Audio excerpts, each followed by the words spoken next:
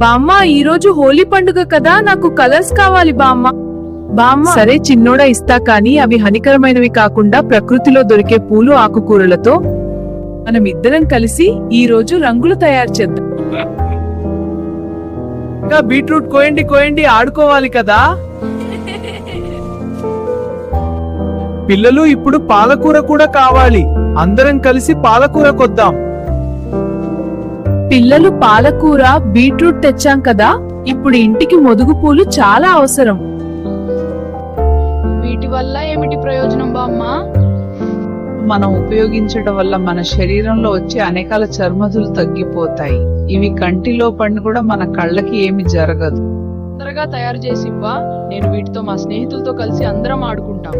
రంగులు తయారు చేయడం అయిపోయింది. పిల్లలు, మీరు కూడా ప్రకృతిలో దొరికే వాటితో ఆడుకొని మీ ఆరోగ్యాన్ని, ప్రకృతిని కాపాడండి.